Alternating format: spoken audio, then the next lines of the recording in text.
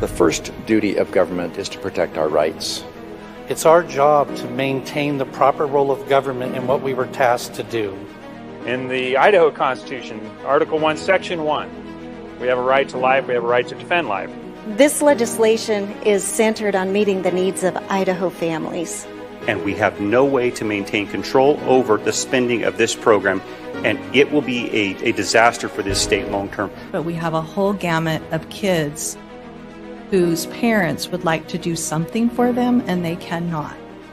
The courts have long held that our ability to transfer title on real property benefits society as a whole. This is simply about putting it out of reach of young, innocent, vulnerable children and making our libraries and schools a safe place for them to go. And I am increasingly frustrated that we cannot stop ourselves from drinking at the public trough. He's sounding the alarm. He's saying if we don't address these issues, we potentially might have greater problems moving forward. I feel like we're back to an unappointed board that gets to decide who is essential and who is non-essential. If I was looking at a business and I was looking at these figures, there would be heads rolling because this is unsustainable. We're supposed to be bottom-up government. We're supposed to be representing my citizens' ideas and your citizens' ideas, and we're supposed to be discussing them and debating them to come to a conclusion. And for me, it's about a couple things. It's about food security, it's about national security, and it's about preserving American exceptionalism. The First Amendment and our freedom of religion, freedom of speech are our first liberties. They are so important. We don't have the rest without them.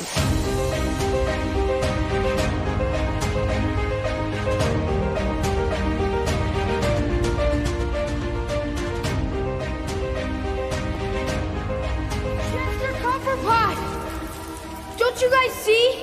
Don't you realize? He was a pro. He never made it this far. Look how far we've come. We've got a chance. Chance at what, Mikey? Getting killed? Look, if we keep going, someone's really gonna get hurt. Maybe dead.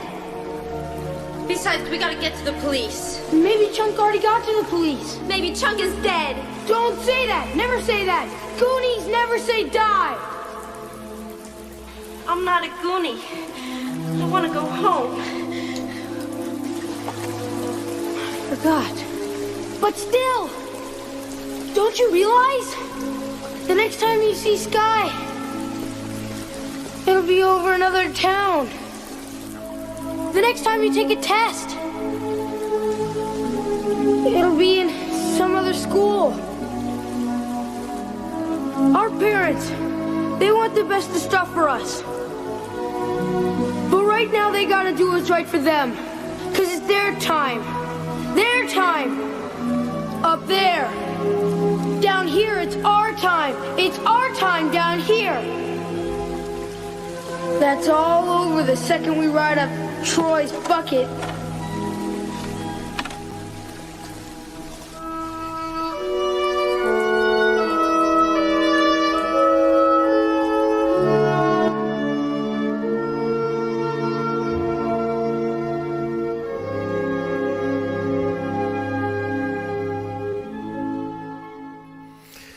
Idaho Signal is on the air. My name is Matt Edwards. It's January 26, 2024. And folks, Goonies never say die. The budget process that's going on right now, this budget battle of trying to pass these maintenance budgets, we've been talking about it all week. If you've been paying attention to the show, if you've been paying attention to our social media posts and getting the word out to help the Goonies pass this, there are folks out there that are on the fence. And little do they know, they probably think they're not Goonies, but they are Goonies. They are. And you saw in that clip there what we're trying to do. We're trying to motivate you folks out there because Goonies never say die. Look how far we have come. When Representative Wendy Horman and Senator Scott Grow, the co-chairs of JFAC, presented this idea to the committee and ultimately to the entire legislature about separating out these maintenance budgets so that government can be funded at its basic level, that way, and do it early in the process. That way we can spend the rest of the time figuring out how to fund other projects, how to increase spending, decrease spending in other areas of these agencies. This was set up to be the most transparent and way to do budgeting. It's incredible. This was an historic day. Wendy Horman mentioned that during the committee. I want to play that clip for you of Wendy Horman and Scott Grow talking about the most historic day in JFAC. So let's get that clip going. Ahead of statutory provision, Senator Ward Engelking. Thank you. Oh wait, this is not that clip. So hold on. Sorry guys. I don't know if we had that other one queued up there, but we were gonna watch Wendy Horman talk about how historic this was to separate the budgets out this way and get the basics of the government funded. And like I said earlier, it's the most transparent way to do the budgets, when you can bust out these line items and really get into the detail and really show the public what it is we're funding with their tax dollars, with our tax dollars at this level of government. There was somebody had admitted recently that when the budgets are all said and done, that there's really only about 18% of everything that passes through and gets voted on is actually looked at or read by the legislatures. And maybe it's more by some, but that's the average, is that we're not really even covering all of this stuff. Here we go. Contemplate different ways of doing our business that we believe are more transparent and accountable. So historically, we make statewide decisions later in session, in about week 7. We're advancing that to week 2. So we will feel free to have all the discussions. We had lots of good discussion Friday. Feel free to ask your questions again today. So with that, Mr. Co-Chair, did you have any opening comments? Thank you, Madam Chair. Yeah, I'd like to take a few minutes if I may. Thank you very much. Some of you may wonder again, why are we doing this? And our goal, one of our goals, is to reduce the redundancy of working through things that we did last year that essentially are the same this year. So rather than spending time on all of those items and have to do it throughout the session, we're doing that up front. Now, why up front? Because that gives us an opportunity to begin to move budgets to the floor. In the past, as you recall, we wait until the very end, and we've got the last 2 or 3 weeks are just 100 budgets going to both floors and people get inundated with numbers.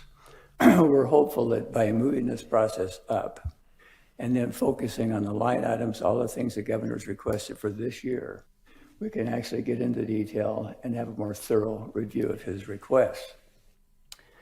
And then we can begin moving budgets to the floor in a couple of weeks and throughout the session, so that both the floor as well as we in JFAC will be more thorough in our review. What's the base? Excuse me. Okay. So there you have it. The most historic day in JFAC. This was all about transparency, being efficient, moving these things up, getting the government funded, people not having to worry about things being held up at the last second of session, and just worrying about the finer details later down the line. These are their words. This is their fight. This is their fight. This is what they've been trying to do for a long time. And look how far they've come. So the good news is, and there is good news, is that during that meeting on that day, JFAC passed all 10 of these maintenance bills. And it was on a party line vote. I believe it was 15-3. There's 18 members of the JFAC. There's 15 Republicans and 3 Democrats. And all 15 Republicans voted yes on all of these maintenance budgets. And the 3 Democrats voted against them. They said no. they're going to tell you that some of their objections were because they don't like this process, or they're worried about not being able to go back and go into the bills to reopen them. And what if they pass them and there's issues that come up later. And so that's why they were voting against it. But I don't know. Somewhere out there tells me that when you vote against a budget bill, that you're voting to defund whatever department that is. So I don't know. Maybe they're on record as wanting to defund education. There's 3 Democrats voted against 2 education maintenance bills. So apparently they want to defund education now. Newsflash: Democrats want to defund education. But to this point, Senator Ward Engelking, who is on JFAC, wanted to question Wendy Horman about the process of what happens. How are they going to go about opening up these bills? So let's listen to her question. Ahead of statutory provision, Senator Ward Engelking.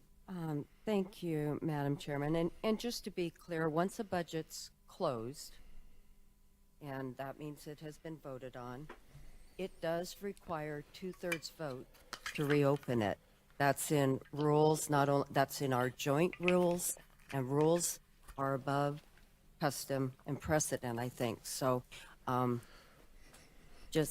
that's something we can work on later, but I think it's very clear that it's going to take a 2/3 vote at the minimum. Maybe unanimous consent will work. That'd be great. But if not, it's going to take a minimum of 2/3 of this body to reopen every budget to either add or subtract. Thank you for sharing your opinion, Senator Ward Engelking. JFAC does not have any adopted rules, so we will be going on the custom that we established last session. Other questions of the committee? Madam Chair, if I'm... Okay, so she didn't give a full answer there because earlier she had already explained the process. And so I want to play that clip from earlier in the morning when she explained how they could go about making changes if the committee or the House or the Senate willed its way to that point. So let's play that clip. I want to show you their words. These are their words. This isn't me. I'm not the sharpest tool in the shed, folks. But we're just listening. We're paying attention. I love transparency, and I want it all to be delivered directly to you. That's what we're doing here. So let's play in their own words. Here's how it was explained to the Democrats and everybody else listening. Start with our clerks. Our clerk on the House side has one interpretation of statute about establishing rules for the Joint Finance Appropriation Committee, and the secretary on the Senate has a different interpretation. The House clerk believes that we establish interim rules for operating during the interim, and that Senate, House, and joint rules apply to this committee. No other committee in the building has their own separate rules for operation during session. And our clerk believes this committee should not either. But because we do operate during the interim, that we should establish rules of operation during the interim that apply only during the interim. That problem bubbled up last session, and it was resolved one pay grade level above ours. And House and Senate leadership agreed to the voting structure that we currently use. There was concerns that the committee would begin to meet separately. There were concerns that the committee should be voting separately. The compromise was that we do vote as we always have, but we report by chamber those vote totals. And if we don't have a majority of either the House or the Senate, that bill either goes to a chamber and is returned, or it's retained here in JFAC for further discussion until we can get a majority of House appropriations or Senate finance. As to your concerns that we will not take up further requests, I believe Senator Groh addressed that. We have an extensive schedule. It's public. We have every intention of meeting every day to continue to discuss line items, replacement items, things that come up during the session. And so you can choose to believe that we might not do that. I'm choosing to believe that we are going to meet every day and consider every agency's budget request, as we always do. Bravo, Representative Horman, laying it out there plainly and succinctly. Go back and watch that again if you need to, because I did. I'm not going to lie, but it's laid out there succinctly. If you want to do the process, if you feel the need, you need to go back and open this up or debate more. The processes are there. There is plenty of time now to go through the rest of the session, read through things, consult with agencies, consult with your colleagues, and get it how you want it and argue your case. But right now, there apparently is these bills are being held hostage because they were voted on. Like I said at the top of the show, these bills went ahead after this presentation, after this opening introduction on that day, January 16, 2024. They voted for these maintenance bills.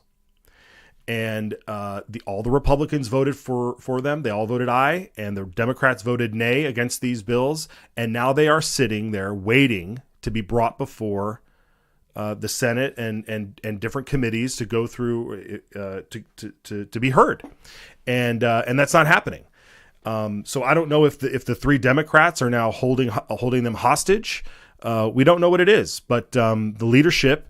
And we're going to focus on the Senate today. The leadership in the Senate is not allowing them to go. So I am looking for folks to contact. We've been having their numbers scroll down at the bottom.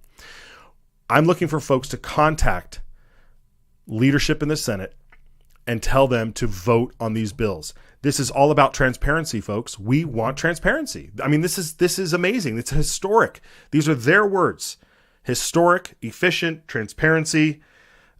This is what we want. And so we've come this far, and we are not going to go up on Troy's bucket again and be saved by and think we're being saved and just going back home to our nice plush place and let everybody just go about the status quo. This is all about moving forward and bringing more transparency. Okay, we are going to take a quick break because when we come back, I want to dive in to who some of these leaders are that have been holding things up in the Senate for years. We have seen bills in the House get passed, the people's house. We have seen bills get passed that the people have elected representatives to go and fight for us. They make it their way out of the House, and then they end up stalled in the Senate. And they're not getting stalled in the Senate because people are debating them and new issues are arising. They're not even being brought up for debate. They're being put in a drawer and shelved. And we've been watching it. And so we're going to get into some of that when we come right back. So stick around. There's a saying in Idaho, Esto perpetua. It is forever. But the truth is, nothing lasts forever. Not without a fight. The Gem State is ours to fight for. It is ours to win. For life and liberty. For honesty and integrity. We ride together.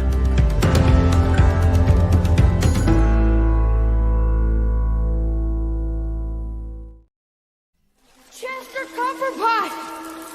Don't you guys see? Don't you realize? He was a pro. He never made it this far. Look how far we've come. We've got a chance. Chance at what, Mikey? Getting killed? Look, if we keep going, someone's really gonna get hurt. Maybe dead. Besides, we gotta get to the police. Maybe Chunk already got to the police. Maybe Chunk is dead. Don't say that. Never say that. Goonies never say die. I'm not a Goonie. I want to go home. Yeah, you're not going home. You're not going home. Thanks, guys, for playing that again. We're not going home, guys. We are moving forward. This is how far we have come, and we need these bills to be heard. We need them debated on the floor. We need to get transparency across the line. So we need to support this budget process. Call up the Senate leadership today. This is all about the Senate today. Let's call up Senate leadership and tell them, let's get these bills heard. They were passed in JFAC. The Republicans have a supermajority in Idaho. They control the Senate. They control the House by supermajority. We control the executive branch. There's no reason why this fiscally responsible, conservative value of transparency in government can't get across the line. This is what it's all about. We know the Democrats don't like transparency. We can see that from the national level all the way down to the city level. Democrats like operating in the shadows. They like distractions. They like hiding things and not divulging what they're doing behind the scenes. We see it all the time. You can't deny it. But right now, it seems as though the Democrats are holding up these budget bills. Are they the ones in control? Let's ask that of our leadership, our Republican leadership in the Senate. Before the break, I had mentioned how plenty of bills have crossed the line in the House. Plenty of good conservative bills had crossed the line in the House, everywhere from medical privacy to Second Amendment issues, preventing mask mandates, all sorts of things that have vaccine mandates, all sorts of things that have passed in the House and then to never be seen again when they reach the Senate. Where were we going to start, guys? Were we going to start with the President Pro Tem Winder? Is that where we were going to start?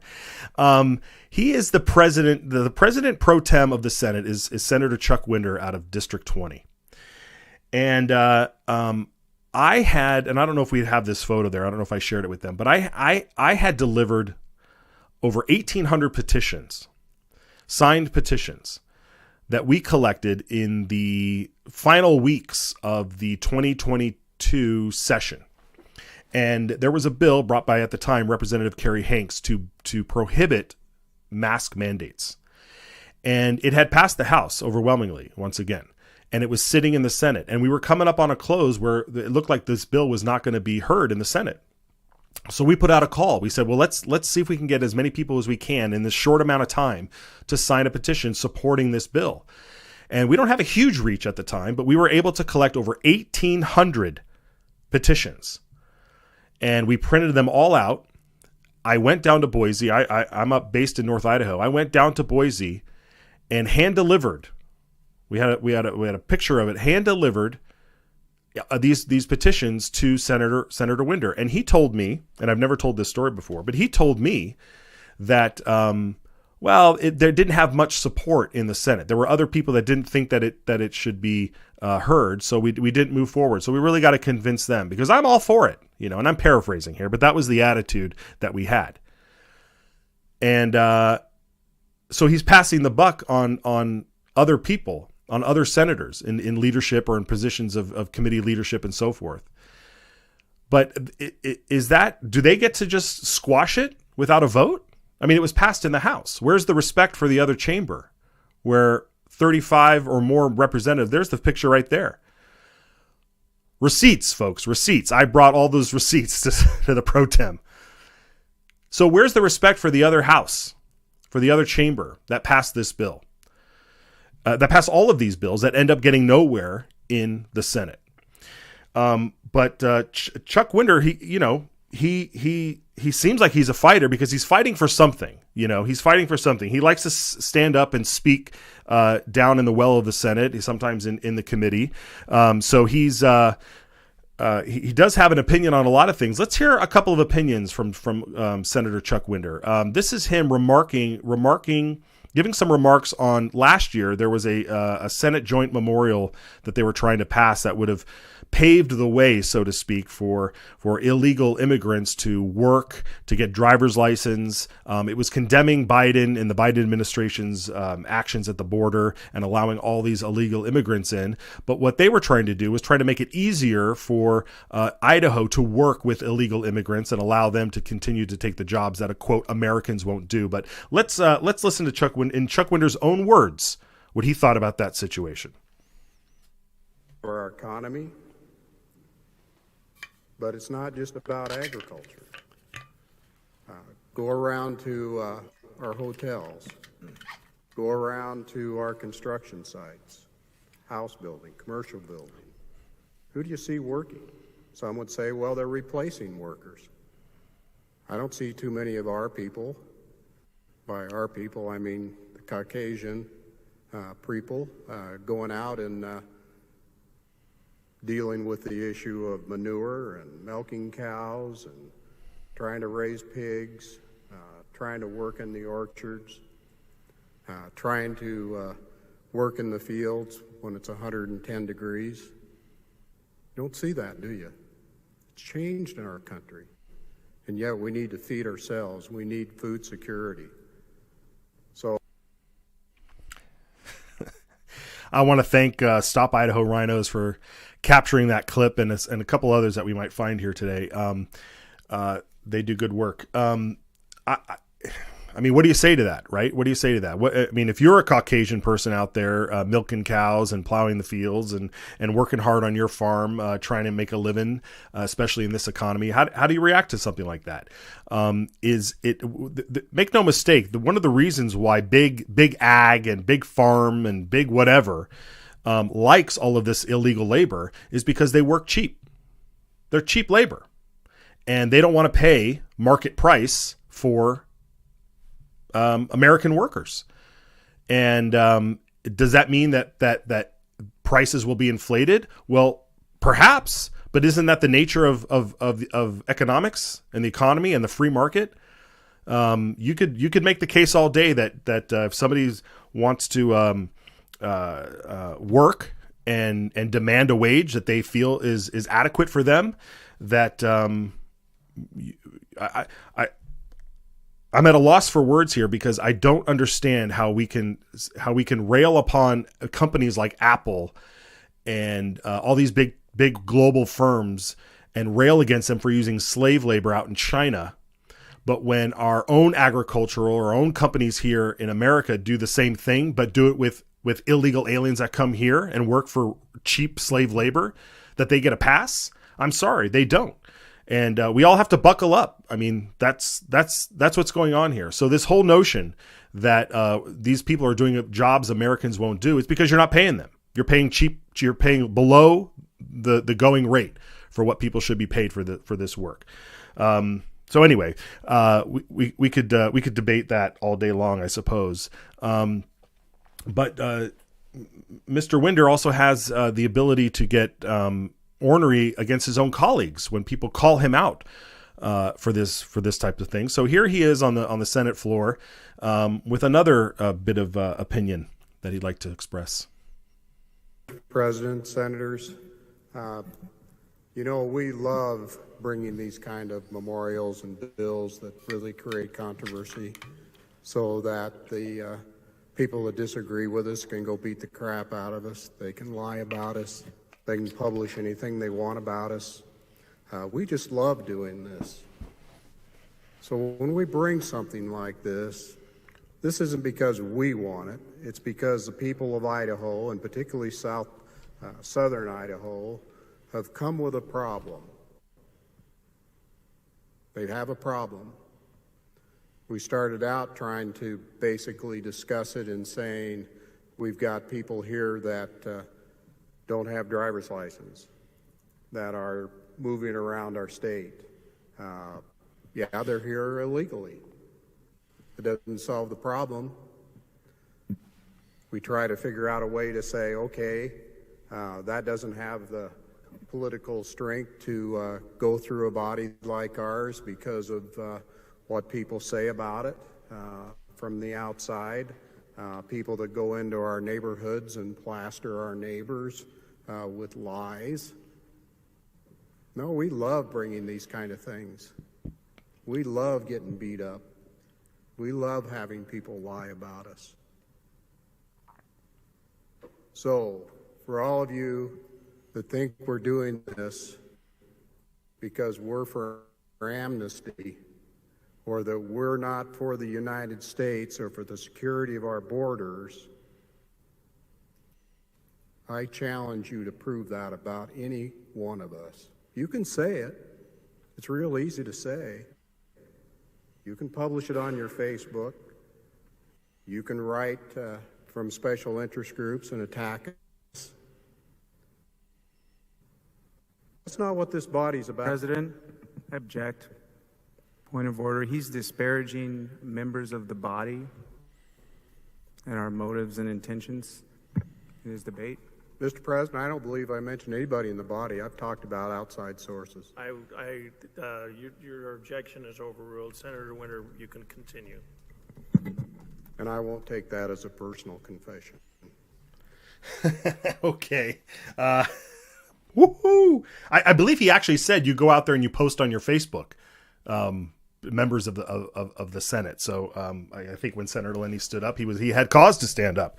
But those special interests, I don't know, is he talking about organizations like ours that send out mailers? We do send out mailers. We want the people to know that these are not lies. When a bill passes the House, it goes to the Senate, and it's up to the Senate leadership to assign the bill to committees or to hold it or to ignore it or whatever.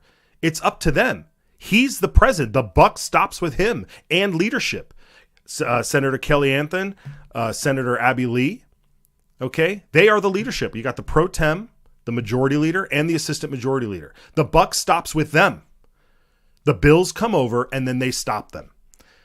And then they blame the rest of the Senate for saying, well, nobody really wanted to hear it. So, okay. So they're just like, completely disrespecting the other chamber and all the constituents that voted for them to pass these bills over and over and over again. Do you know how many times they tried to pass vaccine mandate bills or mask mandate bills, or to prevent at least schools from keeping kids behind plexiglass with masks on? I mean, it's ridiculous. And they get to the Senate and dead, right? That time's over. That time's over. This is why groups like us started, is because we're sick of it. And Goonies never die, my friends. We have come this far and we are not going to stop. So we are calling them out. We are naming names. We're giving you their phone number. They're scrolling down below, and we're going to keep moving. Senator Kelly Anthony, he's the majority leader of the Senate. And 2 years ago, there was a big battle, and we're not going to get into it, but it was over the grocery tax repeal. There was things happening in the House that there were maneuvers happening and shenanigans going on, trying to bring the bill forward to try and repeal the grocery tax, which is very popular. It's very popular among people to get rid of the grocery tax. Get rid of the grocery tax. We could argue all day. We're not going to do it right now, but you could argue all day about consumption taxes, get rid of income taxes and all that. But right now, the state of where we're at, the grocery tax, with all the taxes that we have, feels like an easy tax to just remove. So that was the fight that was going on at the House in 2022. Well, Senator Christy Zitto, when they were trying to pass an income tax reform bill in 2022, during the amending orders, tried to get a grocery tax repeal into that bill. And this stuff happens all the time, where bills get sent to an amending order in order to try and make it better, try to negotiate for different things. You can argue all day whether the things that come out of that are good or bad, but it happens. And it's the process. And so at the time, Senator Christy Zitto was trying to do that. And she was shut down. And during an out of public view, there was a lot of commotion and things were going on. And then apparently the Senate Majority Leader published an op-ed or a report about the day, about the events that were going on. And Senator Christy Zitto was named in that as being a disruptor, someone who was working with Democrats in order to put forth the repeal of the grocery tax. So Senator Christy Zitto took a moment of privilege during the 15th order of the Senate, which is where senators are allowed to stand up and deliver any of their remarks. And so she took that opportunity to say the following. The senator has the floor. Thank you, Madam President. You know, it is just quite an honor to be able to stand here and participate in a Senate tradition like this, to have the ability to address the Senate in the 15th order. You know, around 85 House and Senate chambers across the country begin every session with prayer. We begin each legislative day of our session with prayer, usually a prayer led by our chaplain, accompanied by a beautiful scripture message. In 2007, this chamber was led in prayer, or offered a Hindu prayer. As a body, we recite the Pledge of Allegiance. I served in the body across the rotunda with the good woman from District 19. If you listen closely, when she says the Pledge of Allegiance, she accentuates the word God every time. We sit in our seats on this hallowed floor and we see the words, "In God we trust," above the chair of the Senate President, a constant reminder of the sacred trust that we hold for the citizens of this state. We take an oath to uphold the Constitution of the United States and of the state of Idaho. The first women were elected to the Idaho legislature in the year of 1896, following the states of Wyoming, Colorado, and Utah.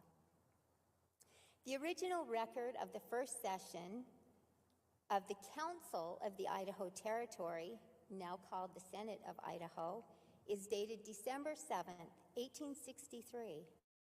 It adjourned February 4th, 1864. The body across the rotunda has always been called the House. The original record of the first legislative day of the state of Idaho is dated the 8th day of December, 1890, and it lives in the Office of Legislative Services. This session we are receiving a copy of the Daily Journal for our review, which I appreciate. Since 1913, we've had a video recording of our floor sessions as a permanent and arguable record of what is said and what is done on the floor. As senators, we disseminate newsletters, press releases, and even videos that become a matter of public record. In my hand, I hold such a record today. It was sent out by the Senate Republican Caucus yesterday. Madam President, I take my Senate privilege to defend myself.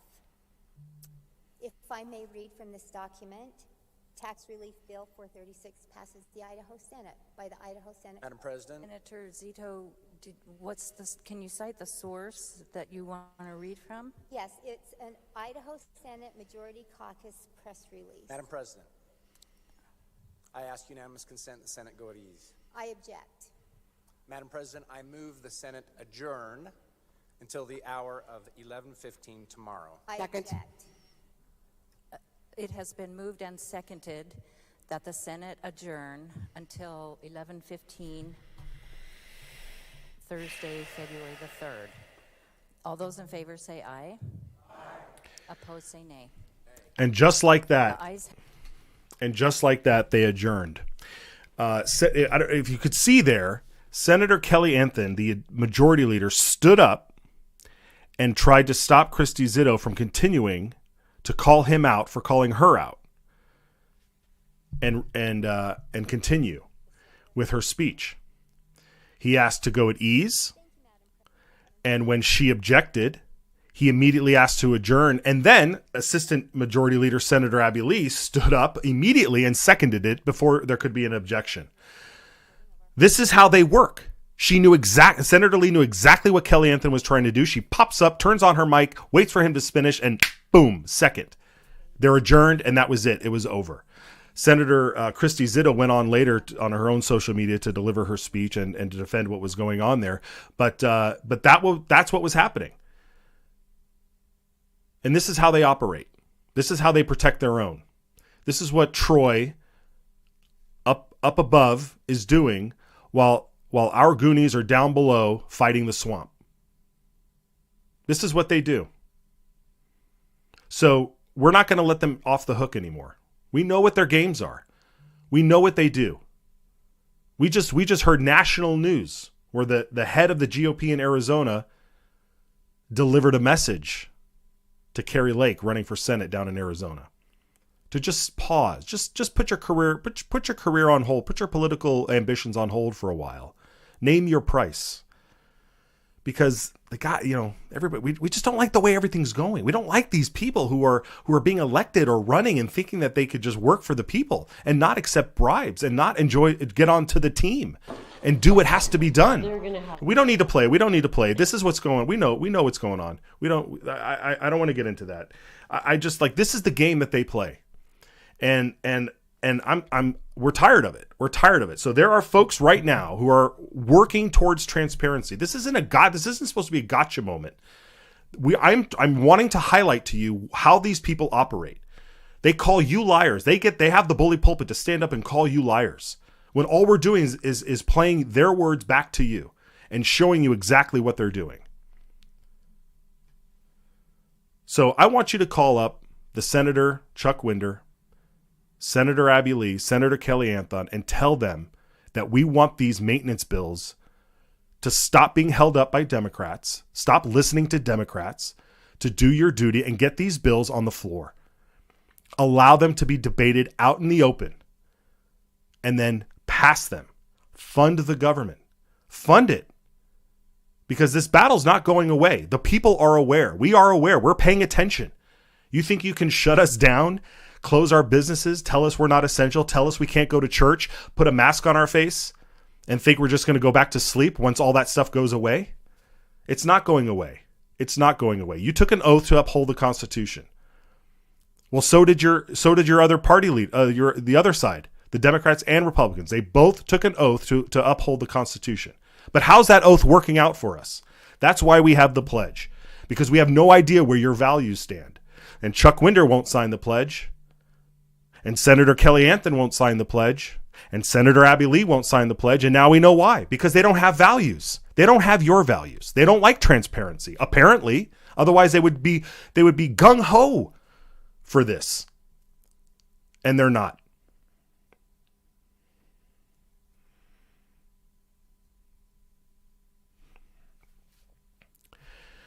Let's take a break. We'll be right back. All Idaho lawmakers swear an oath to support the Idaho and U.S. constitutions. But how's that working out for you? Because not all Idaho lawmakers share the same values. That's where the Citizens Alliance of Idaho pledge comes in. 10 statements inspired by those 2 founding documents that are designed to preserve our shared values. Values such as education freedom, safeguarding free speech, defending our protected right to self-defense, and being responsible stewards of taxpayer dollars. When a lawmaker signs the pledge, they are performing an act of political courage, accepting the challenge to be a champion for our values, and serving with political integrity. To find out if your lawmaker signed the pledge, visit idahopledge.com. Paid for by Citizens Alliance of Idaho. We ride together.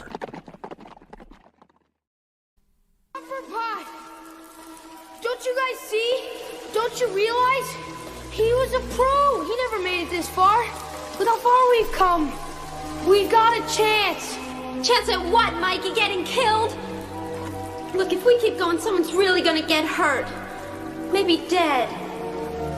Besides, we gotta get to the police. Maybe Chunk already got to the police. Maybe Chunk is dead. Don't say that. Never say that. Goonies never say die. I'm not a Goonie.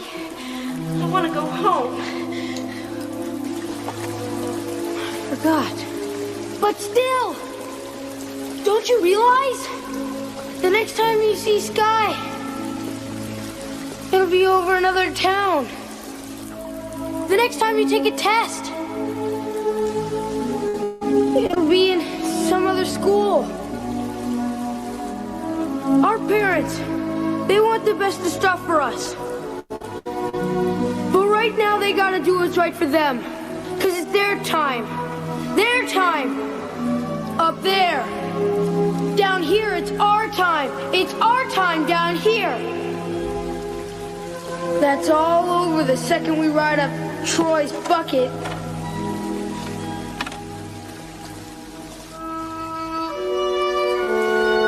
Okay.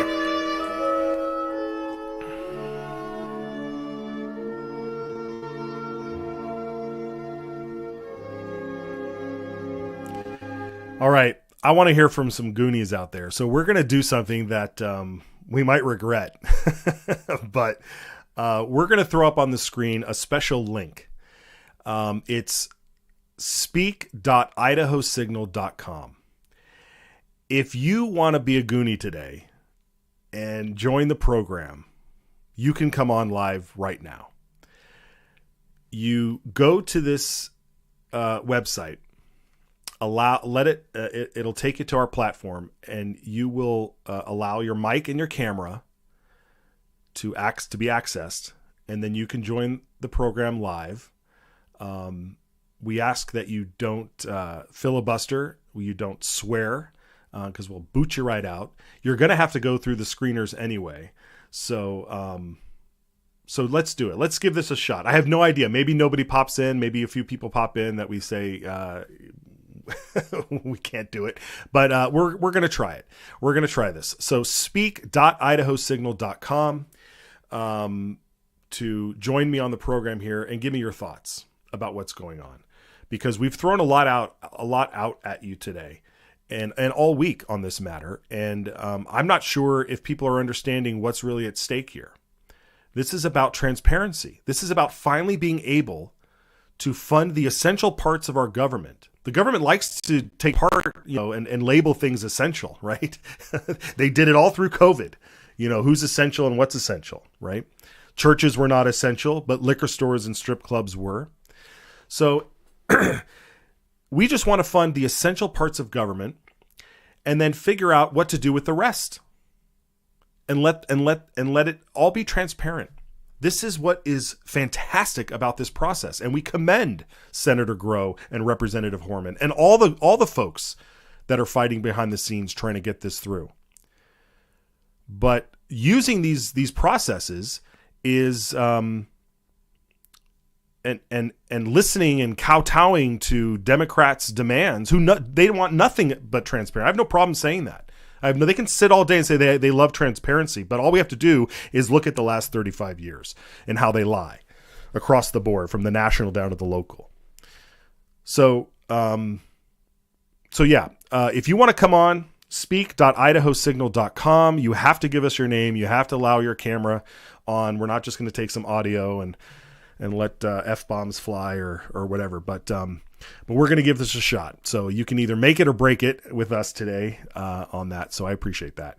And the guys will let me know if we have anybody popping in. But I have to emphasize that when there are if your legislative, or not know where your legislator stands on this issue, give them a call, look them up. Go to the legislative website, go to the Citizens Alliance website, look up who your legislator is.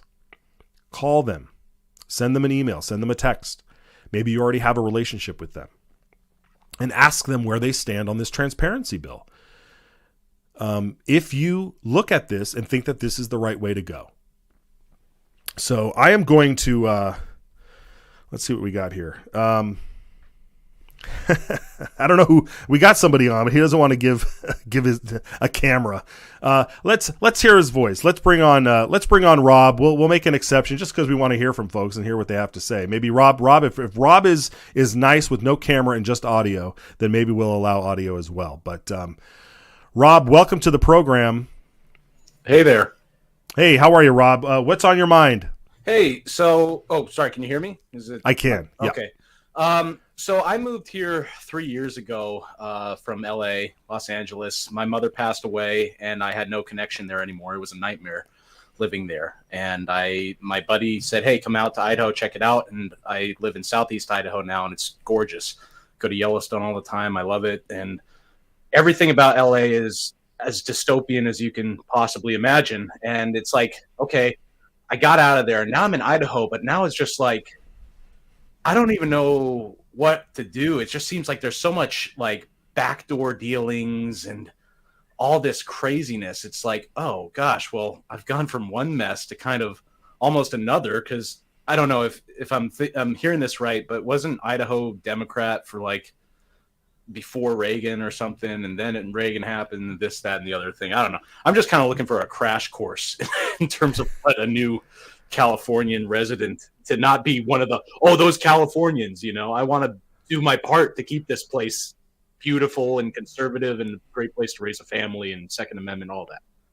So, well, Rob, first of all, welcome. And I appreciate where you're coming. There's a lot of people, including myself, that were born and raised elsewhere, that have come here for the very reasons that you sought out. And I think that one of the benefits that you have is that this state, it has less than 2 million people. So the impact that one can have is great if you want to get involved. And it sounds like, by watching this show, by paying attention and asking those right questions and not wanting to let our state go the way of California or Oregon or Colorado, exactly. That I think that there's a great positive outlook. That more people who get involved can just pay attention. So I would just encourage you to just keep doing what you're doing, is watch this show, pay attention to the other folks that are out there. What part of the state are you in? Southeast Idaho. Southeast Idaho. Yeah. Okay. So yeah, exactly. So you know exactly what's going on. There's a lot of the folks that we're talking about come from that part of the state, and we need good people to run. We need good people if you don't want to run, then donate, volunteer, and spread the word. That's the problem that I've noticed. So I go to Stand Up for Idaho. I don't know if you've heard of them before. Sure. The issue is, a lot of Stand Up for Idaho kind of revolves around, oh, look at this speaker we got. He's going to tell you some nifty stuff. It's like, oh, look at this other speaker. It's like, we don't need to hear about this. We need to, the left is very strategic and political, and they amass like their shock troops, like whatever, Antifa, this, that, or the other thing. They're extremely strategic. And I think that's where conservatives lack a lot of strength, is getting together and figuring out, okay, there's this many like-minded people. How do we get these many like-minded people? Because that's why the left right now is powerful, is because they have cultural backing, right? We need more people. You can't lone wolf it. You just can't. It's like, and the problem was, just like you said earlier in Stand Up for Idaho, it was like, whoa, well, you should run for office. It's like, okay, well, not everybody can run for office. No, not a lot of people have time for that, but you can have more meetings where you get together, try and figure out who you've got in your camp, amalgamate some power, and figure out what you got. I think that's kind of the main frustrating thing. It's like, yeah, I heard all these people talk. It's like, when are we getting together and figuring out where should we get together and do something easy, something easy that everybody can get into who feels that's like right. Yeah. That's right, Rob. Yeah. I mean, I attended lots of meetings where it was just speaker after speaker and everybody sitting around, commiserating. But eventually you get tired of it and you just want to act. So It sounds like you're ready to do that. So if you can't start something where you can gather 2, 3, 4 people to just figure out what you want to do, there's plenty of places to find those folks, and they might be sitting in Stand Up for Idaho as well and wanting to do something. So for sure. Yeah. And here's the one thing that I've noticed. It's like, we need to get messaging better. This should be a cakewalk, fighting against these really ridiculous things like, oh, we shouldn't let 100 million people through the southern border. Oh, we shouldn't be messing with children's genitals. Like, this is easy baby stuff. This shouldn't be some hard issue to combat. And like, maybe a armed society is a polite society. It's like, yeah, you're nailing it, Rob. You're nailing it, Rob. I appreciate you coming on. I'm glad you're watching, and please continue. And if we do this again, you got a free pass to come on. You were perfect for an audio only guest, so I appreciate it, Rob. Thank you very much. Have a good one. All right, take care. Thanks. All right, folks. Well, that worked out. And he's exactly right. These are easy. These are slam dunks. These are slam dunk messages here, right? When I look at Abby Lee's record, Assistant Majority Leader Abby Lee's record, who loves to come to the defense of her majority leader, she voted against H7-1, the transgender surgery, the mutilation surgery, puberty blocker bill from last year. She was one of the few Republicans to say, no, that's fine. We should allow the mutilation of children. She voted for it. She voted against it. She loves spending money. There's in a spending bill that she doesn't like. You see her. She likes to vote for student loan forgiveness. There was a bill that said, we need to forgive the loans of nurses who are going to nursing school. We'll pay their loans, their loans back. She voted for it. So, she votes just like a Democrat. So maybe she should be a Democrat. Then we would know. And that's what I mean about the oath versus the values. That's why I think our pledge works. People take an oath, but you have no idea where they stand until they start voting, and we highlight the voting record, or we highlight the shenanigans that are going on. So to guys like Rob and everybody else out there, we are in a much better position than Colorado, than California. Much better position. But the problem is, if we allow the transparency to be clouded, then we will eventually end up like them. Why do you think all this is going on, right? The focus on Idaho and all of these backroom shenanigans that are going on. It's because the left have already conquered California. Do you remember California elected Reagan governor? They were a red state. No longer. Washington, Oregon, Colorado. They were all stalwart. This was the West. The West was all about individualism, rugged, Second Amendment, and it's all falling apart. You don't think Idaho is on their list? You don't think there's a gem state heist going on? Google that. Google gem state heist. See what comes up. There's some good articles about that. All right, folks. We need you to support this budget process. Today we focused on the Senate. The maintenance budget bills were passed on January 16th, 10 days ago. 10 days ago they were passed. And these would essentially fund the bare minimum and more. It's not just the bare minimum. It would fund our government. It would keep the lights on. It would keep everything operating as is. But nobody wants to vote on it now? We want to hold it up because we don't know if we can be able to go in and change it later? You heard earlier from Wendy Horman and Scott Grow how that process works. And they're willing to do it. It's all there. So these are just stall tactics.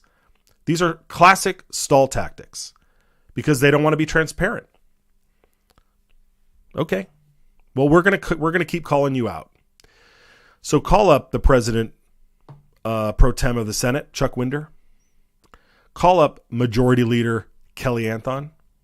Call up Assistant Majority Leader Abby Lee. And you tell them, let's bring these bills to the floor. And do it kindly, because we're kind people. Sure, I got a lot of passion on here, but I'm trying to rile you up. Goonies never die. We never say die.